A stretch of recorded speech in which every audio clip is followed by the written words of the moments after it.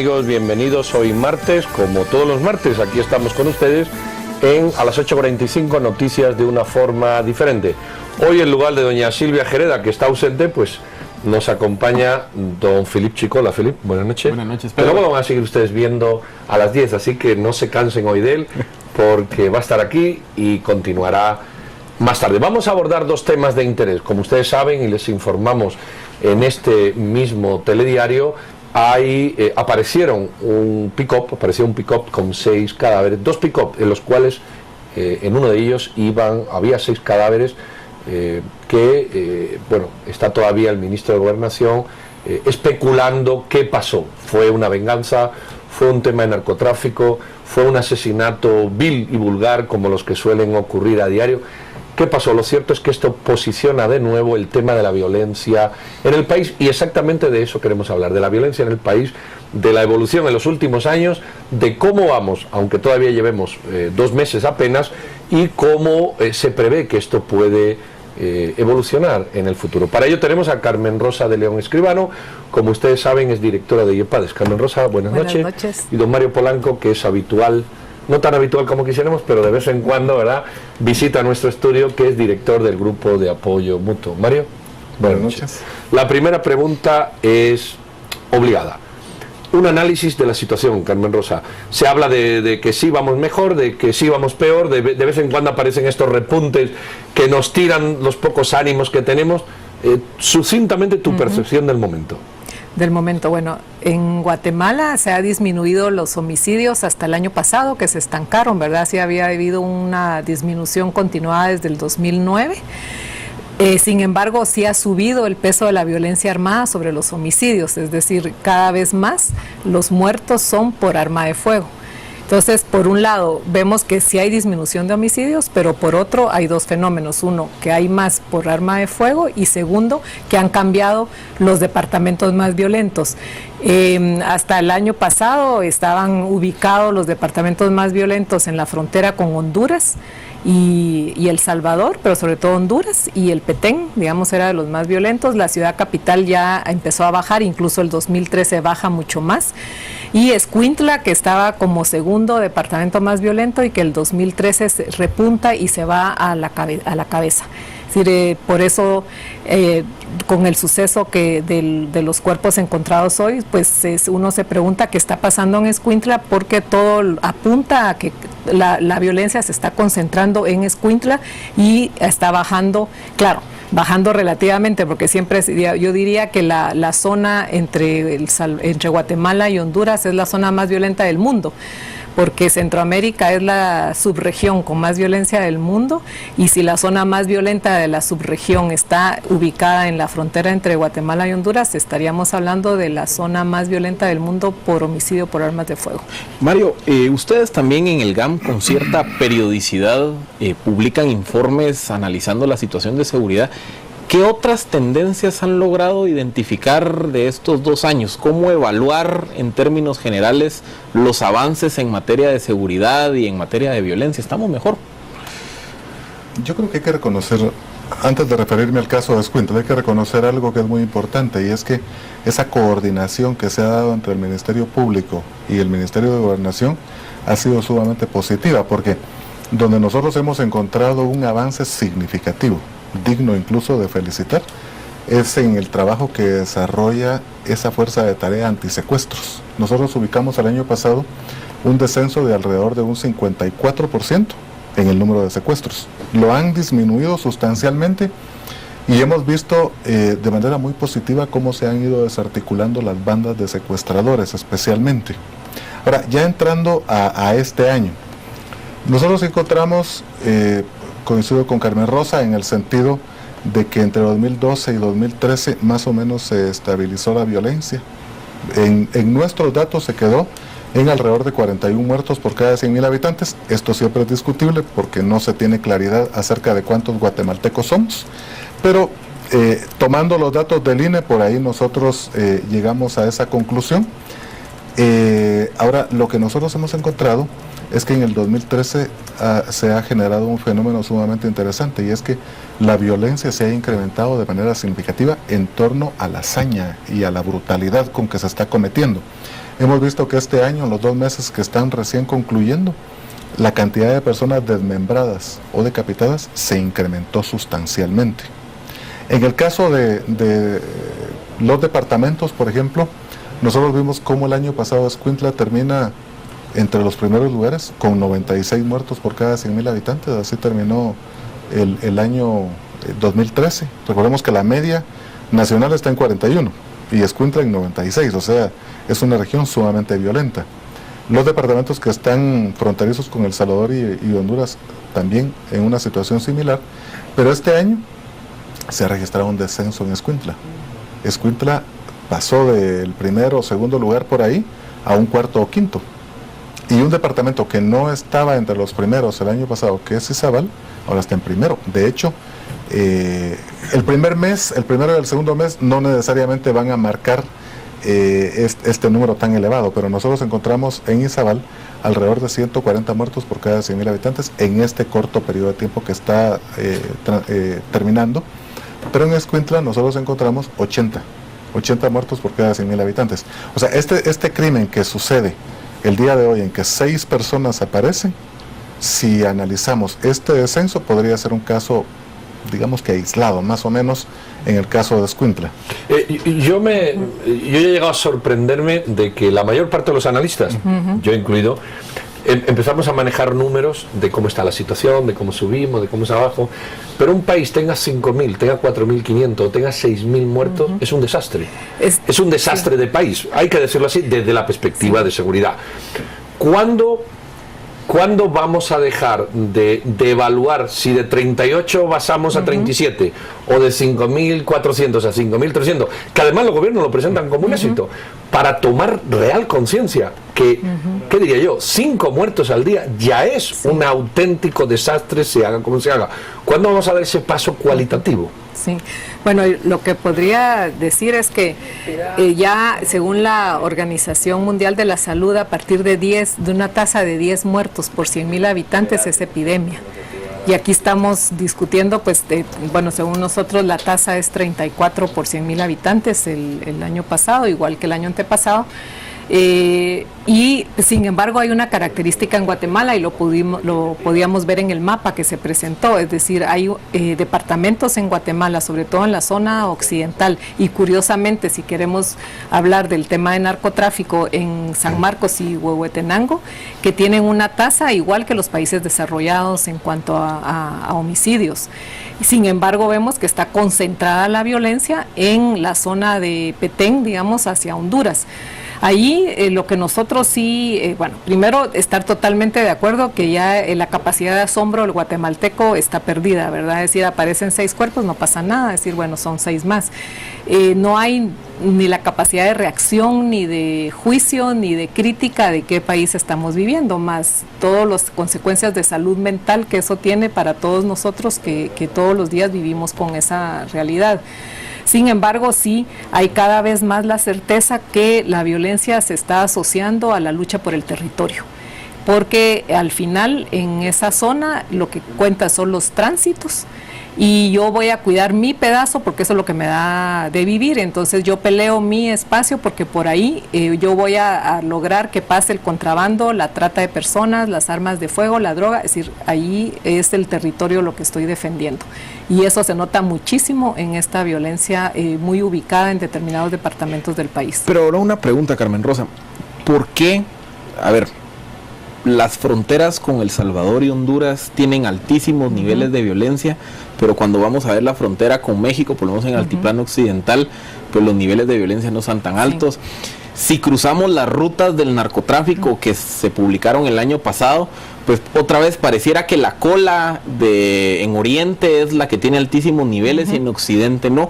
¿Por qué hay cómo explicar esa brecha que hay entre altísimos niveles de violencia en Oriente y tan bajos en Occidente? La explicación que nosotros tenemos es porque la ruta de los cárteles en el área de frontera con México es histórica. Y son los cárteles que crean control social, que tienen una base social de apoyo, y además ya nadie discute, todo el mundo sabe de quién es la ruta. Sin embargo, la pelea de las nuevas rutas o la pelea, sobre todo la característica de los Zetas, que es irrumpir y robar a los otros, y entonces necesitan extrema violencia para generar pánico y también desmovilización social. Eso está ocurriendo en esa zona, porque entonces la lucha es que no hay definidas rutas. Y del lado de Honduras, los municipios más violentos están en la frontera con Guatemala, y tiene mucho que ver porque Honduras se está convirtiendo en el nuevo hub en esa zona del Atlántico, donde está recalando toda la ruta del narcotráfico para ir hacia Caribe, Europa y Estados Unidos. Y si volvemos al tema de Escuintla, la mayor parte de drogas se está moviendo vía mar. Y entonces Escuintla termina siendo pues un puerto de recalamiento de estas naves, o es decir, está más asociado al lado del Pacífico. Mario, o sea, yo creo que estamos hablando, pero estamos centrando el tema en violencia homicida, fundamentalmente por arma de fuego o arma blanca. Sin embargo, en esos municipios de Occidente es donde más violencia sexual hay, curiosamente, en Xela, en Cobán. De los 5 municipios, quitando la capital, donde más violencia sexual hay, 3 o 4 son indígenas. Es decir, hay violencia repartida en el país. No solo es violencia de armas de fuego. ¿Por qué obviamos esa otra violencia? Por ejemplo, el tema de violencia sexual pareciera que pasa desapercibido en el país. Yo no tengo la misma opinión. Nosotros mismos hemos elaborado en el GAM informes, por ejemplo, sobre violencia intrafamiliar o violencia contra la niñez, y sí nos ha sorprendido cómo varía esa situación. Como, por ejemplo, departamentos como el Quiché o Totonicapán, que tienen 1 o 2 muertos por mes, eventualmente, que tienen tasas sumamente reducidas en el número de muertes por cada 100.000 habitantes, similares a países desarrollados. Pero vemos cómo en violencia intrafamiliar son elevados. En alcoholismo también. Yo creo que una buena causa tiene que ver con el alto consumo de alcohol por parte de algunos grupos campesinos ahí, indígenas y no indígenas, pero que viven en esa región. La pobreza también puede ser un fenómeno que genera frustración y que genera totalmente desencanto hacia las labores diarias que desarrollan, y terminan llegando al hogar en medio de condiciones sumamente violentas, a golpear a la esposa o a golpear a los niños. También se dan muchos abusos, puesto que puede ser incluso parte de la cultura, tanto en el caso oriental, en el caso de Chiquimula, Zacapa, donde la mayor cantidad de gente anda armada, por ejemplo, y en el occidente no, pero en el occidente hay otro tipo de tradiciones que a lo mejor desencadenan ese tipo de fenómenos. Yo creo que en el caso de Guatemala, ya que estamos tocando ese tipo de violencia, hay que pensar que vivimos en varias Guatemalas, y en cada una de estas Guatemalas se están viviendo fenómenos distintos, pero que todos llevan a una palabra común, que es violencia. Sea muerte extrema, sean delitos patrimoniales, o sea abuso de esta naturaleza, a la larga es violencia. Y estamos en una situación sumamente complicada, en que estamos siendo afectados enormemente, porque nadie quiere invertir en este país, pero por el otro lado también el nivel de enfermedades producto de la violencia se ha incrementado sustancialmente. Entonces ya el tema de la violencia en Guatemala es un tema de salud pública incluso, un tema que ya está costándole al país muchos millones de quetzales, cientos de millones de quetzales. Yo quería regresar al caso de hoy. Yo quisiera solo hacer una acotación por la interpretación. Realmente pareciera que hubiera más violencia intrafamiliar en el altiplano, pero lo que sucede es que si volvemos al mapa, donde hay más violencia armada hay más miedo de denuncia. Entonces yo le daría no quiere decir que no haya violencia intrafamiliar en esos departamentos, quiere decir que donde hay un arma en la casa hay más miedo de denuncia. Y otra cosa que ahí coincido con Pedro, cuando hay violencia homicida, oculta los demás tipos de violencia. Cuando vamos a donde no hay una violencia por arma de fuego, afloran los tipos de violencia que son comunes en toda Guatemala, pero que la violencia armada no nos deja ver porque está, ocultando el resto de violencias. Perdón. Ahora sí, regresando al caso de hoy, generalmente cuando hay matanzas de varias personas, hoy que tenemos el asesinato de 6 personas en la autopista de Palín, en su momento el asesinato de policías, son casos de alto impacto. y generalmente se asocian con el narcotráfico. ¿Cómo leer o qué señales se pueden empezar a extrapolar de lo que hoy quedó recogido en medios, Carmen Rosa? Yo diría que tal vez hablar de narcotráfico ya es muy relativo, ¿verdad? O sea, realmente es una violencia de crimen organizado, porque solo el crimen organizado tiene la capacidad de matar a 6 personas al mismo tiempo. Tienen que ser estructuras con determinado número de personas y determinado poder de fuerza, digamos, y entonces nos remitiría a estructuras organizadas que no necesariamente tienen que estar vinculadas obligatoriamente al narcotráfico. Bueno, hemos llegado al tiempo, Carmen Rosa, Mario, muchísimas gracias. Y ven ustedes, la violencia continúa, sea por arma de fuego, sea por arma blanca, sea por violencia sexual, sea otro tipo de violencia, como Carmen Rosa decía, oculta y solapada bajo estas amenazas o estos hechos que cada día nos perturban, y seguimos avanzando en el país. Yo solamente me quedo con un mensaje que no sé quién dijo, pero seguro comparten los dos. La capacidad de asombro del ciudadano guatemalteco pareciera que ha pasado cualquier límite que la racionalidad indica. Y creo que debemos de reflexionar sobre eso.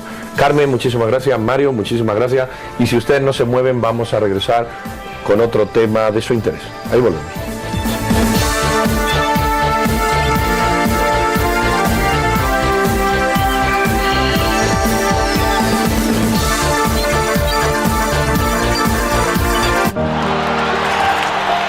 La emoción de ver a su hijo en la cancha con los mayores cracks del mundo.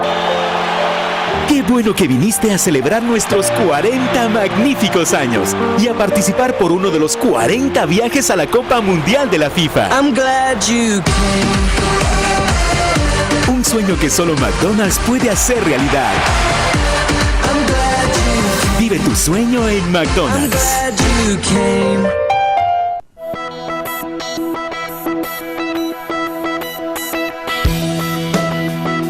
Azúcar de Guatemala, comprometida con el Estado, contribuye permanentemente a alcanzar los objetivos de desarrollo del milenio.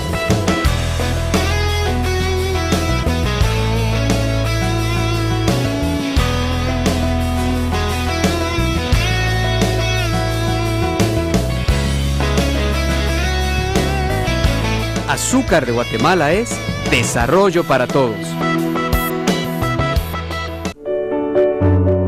Pasión por la vida no es una frase, es nuestro idioma puesto en práctica.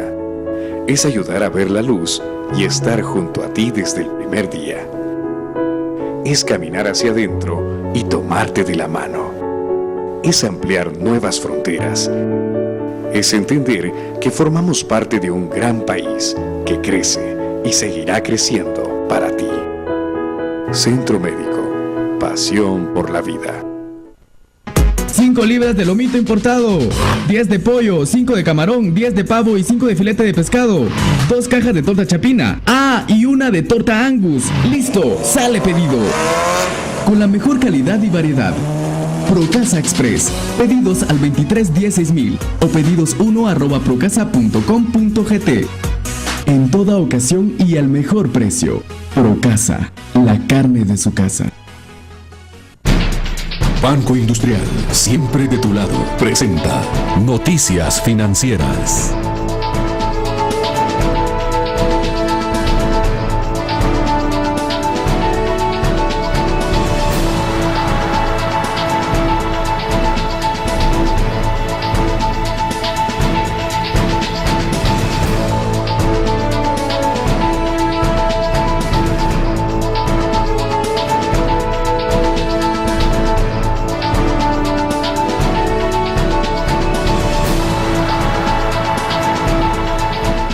Banco Industrial, siempre de tu lado, presentó Noticias Financieras. Things, cosas y regalos. Arreglos, empaques entre globos, peluches, variedad de tarjetas. Things, cosas y regalos. Todo para sorprender a los que quieres. Encuéntranos en Avenida Las Américas, 7-30, Zona 13. Desde que sale el sol, disfruta el sabor de los nuevos Econocombos de desayuno. Nuevo americano con jamón, huevo y queso. Y guatemalteco con huevo, frijoles y queso. Disfrútalos con hash browns y café por solo 22 quetzales. Y empieza el día con sabor, solo en Burger King. Estamos presentando a las 8:45.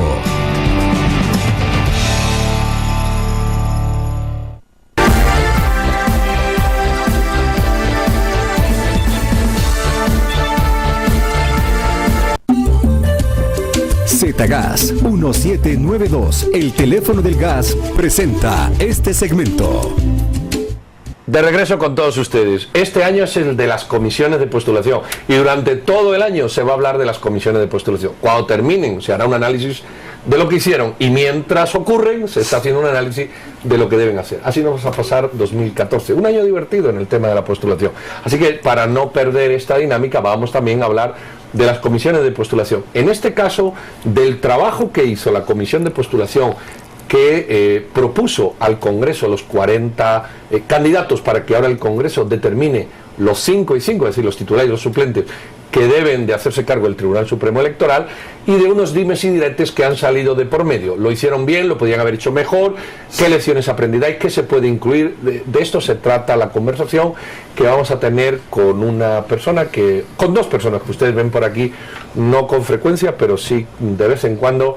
Una de ellas, Carmen Aida Ibarra, que ustedes saben que aquí de broma le decían antes que era la castigadora, la azotadora de las comisiones de postulación. No, es una persona que dirige una organización de la sociedad civil que se ha tomado muy en serio el trabajo de fiscalizar, de proponer y de estar encima de las comisiones de postulación. Carmen Aida, buenas noches. Buenas bienvenida. noches. Y también gracias. El diputado Leonel Lira, de la Comisión del Sector Justicia del Congreso. Diputado, buenas noches. Yo voy a hacer la pregunta que he leído aquí en algunos Twitter que mandan. Mucha gente dice, bueno, ¿por qué la comisión no tomó en cuenta el finiquito que debe dar la Contraloría para la toma de posición? Si eso lo hubieran hecho, hubiese sido mejor. La pregunta clara es, ¿lo tenían que haber hecho o lo podían haber hecho o lo deberían de haber hecho?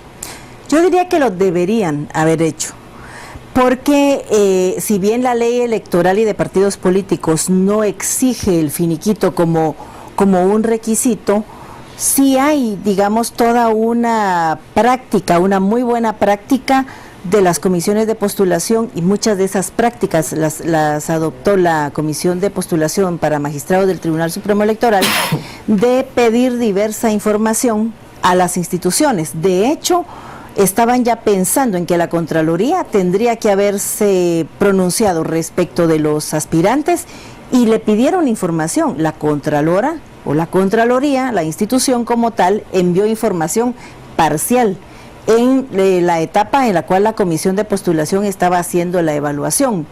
Si ya después la Contralora sale con nueva información que no llegó en su momento a la Comisión de Postulación, pues bueno, qué lamentable, pero no por eso podemos tachar de malo el trabajo que hizo la comisión, que fue bastante bueno. Ahora bien, sí debieran pedir el finiquito las comisiones. El problema es que no es un requisito de ley para postularse, y hay algunos aspirantes a los cargos en el Tribunal Supremo Electoral, y ahora lo va a ver al fiscal general, que están ejerciendo cargos públicos y por lo tanto no les van a extender un finiquito. Ellos tendrían problema porque estarían en desventaja, mientras los que no trabajan con el Estado pueden llevar su finiquito, ellos no podrían. Entonces, ojalá pudiera encontrarse una fórmula en donde las comisiones puedan establecer eso como un plus de la documentación que presenten los candidatos, pero que de momento, al momento de la inscripción, no sea obligatorio, porque algunos no podrían presentar. Leonel, la otra trama que se ha venido gestando en estos días es que se ha argumentado que el partido oficial y sus aliados pues están recurriendo a una repartición de cuotas para elegir a los 5 titulares y a los 5 suplentes. ¿Qué dinámica hay en el Congreso? ¿Cómo se han generado las negociaciones hasta el día de hoy? Bueno, tenemos conocimiento que se han hecho reuniones fuera del Congreso de la República, a las cuales nuestra bancada de Encuentro por Guatemala no ha sido invitada, gracias a Dios, porque eso nos da mucha independencia para elegir a los candidatos de acuerdo a sus capacidades y a sus conocimientos. Nos preocupa que se dé este tipo de actos fuera de la institución del Congreso, porque se rompe la institucionalidad del Congreso, y aparte creemos que la negociación política como tal debe realizarse con todas las bancadas. Yo no digo, y probablemente tal vez alguno de los candidatos, de los aspirantes que surjan dentro de estas reuniones sea un buen magistrado. ¿Y por qué no compartir eso con todos? ¿Y por qué no la discusión debe ser más amplia? Ahí quiero yo enfatizar dos cosas. Primero, que todavía tenemos un plazo. Hasta el 20 de marzo se pueden juramentar los magistrados. Entonces no es de que tenemos que correr hoy o mañana o pasado, sino todavía hay un tiempo prudencial para solventar varios temas, incluyendo, por ejemplo, temas de finiquito y de contraloría. Segundo, creo que debe haber una unidad, porque recordemos que el proceso 2011 fue un proceso muy criticado, el proceso electoral, por todos los partidos políticos. Ahí hubo problemas, yo recuerdo, yo fui el fiscal nacional del partido en el tema electoral, y recuerdo los reclamos que había de todos, absolutamente de todos los partidos, incluyendo hasta el partido oficial, a los magistrados del tribunal. ¿Y esto qué conllevó? Que ya había sido una elección más o menos parecida, que fulanito pertenecía a un partido, sutanito iba apoyado por el otro, y eso al final nos afecta como partidos políticos. Recordemos que en el proceso 2011 hubo más de 645 recursos presentados ante el Tribunal Supremo Electoral, y de estos 175 terminaron en acciones de amparo. Eso dice que el trabajo al final fue muy cuestionado. ¿Por qué? Porque los criterios que se aplicaron no solamente fueron criterios jurídicos, sino al final fueron el criterio del magistrado en cuanto a su filiación o en cuanto a su deber ser. En cuanto a su, bueno, yo vine apoyado por el partido A, voy a responder o voy a tratar de estar de acuerdo o resolver de acuerdo a la necesidad de partido A. Y entonces los criterios ahí ya chocaron criterios que trascendieron lo legal o lo jurídico hacia criterios ya políticos. Esa es como la visión que nosotros tenemos de que los magistrados, independientemente si tienen un color, de que si tienen una bandera, de que si tienen su corazón en determinado lugar, los magistrados al final del Tribunal Supremo Electoral al final son jueces en temas electorales, y por lo tanto deberían ser imparciales y objetivos en la aplicación de sus resoluciones. Ok, teniendo en cuenta que ha habido unos defectos que se pueden corregir y hay unos problemas que se deben de corregir, ¿realmente qué proposición hay? Por ejemplo, uno, ¿por qué no se reduce el número de magistrados que propone la Corte? Pero eso lo pueden arreglar en el Congreso. El problema es por qué el Congreso dice lo que tiene que arreglar, pero luego no lo arregla. ¿Por qué razón, si se proponen 10 magistrados, no es por sorteo y el Congreso dice ya no manoseamos esto? Porque ahora lo manosean unos partidos, pero si ganan otros lo van a manosear otros. El manoseo político existe.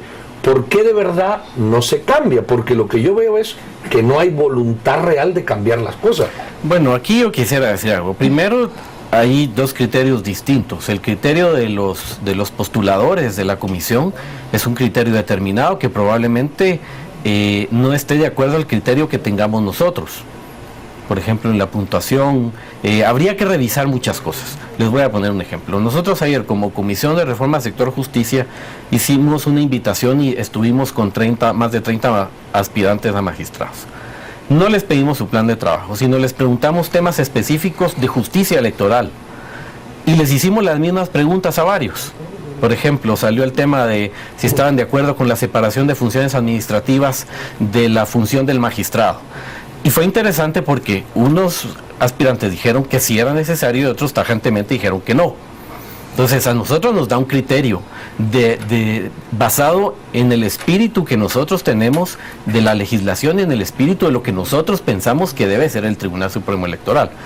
Entonces, creo que sí es válido que el Congreso entre a analizar la propuesta que viene de la Comisión de Postulación, por supuesto con criterios, y dejando fuera banderas o dejando fuera posibilidades de arreglos por comodidades o por compadrazgo, sino, bueno, si él tiene experiencia, si conoce, si ha estado, si tiene un currículum intachable, pongámoslo. Probablemente todas sus resoluciones no van a ser a favor nuestra, pero van a ser resoluciones que van a fortalecer el sistema electoral de este país. Carmen Aida, una pregunta.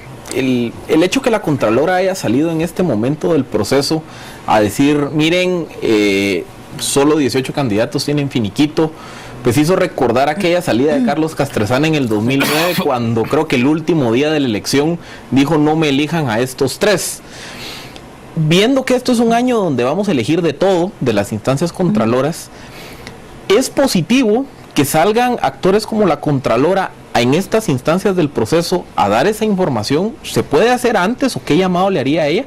Y número dos, ¿quién va a jugar ese rol de árbitro que Castrezana jugó en los últimos procesos?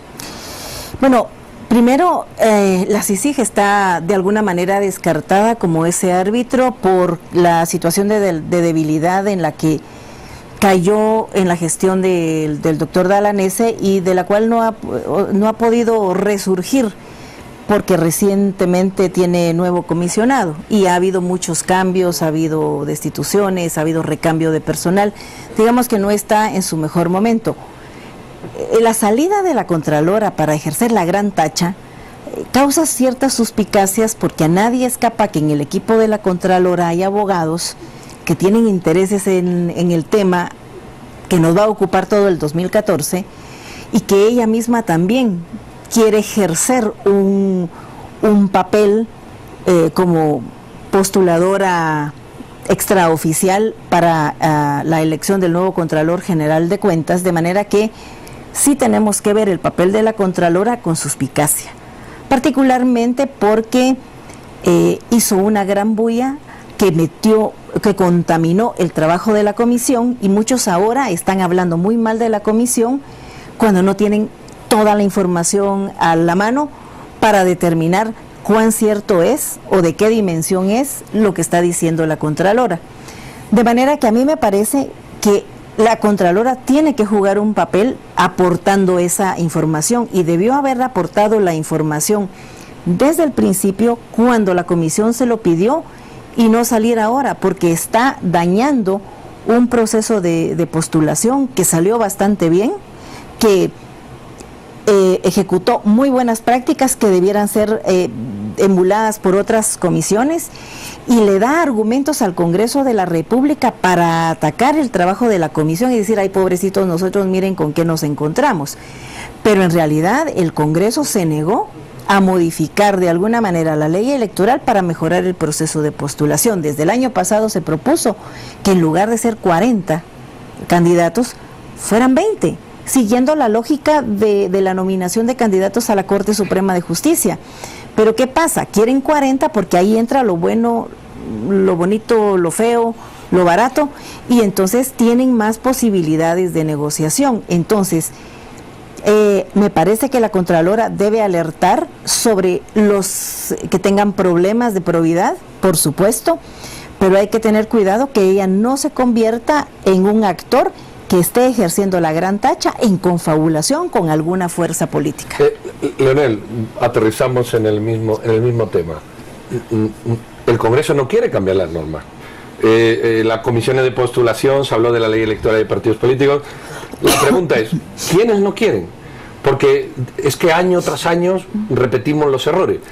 El Congreso se genera una dinámica oportunista, las comisiones otra, porque también hay intereses, y hay países que tienen este problema solucionado.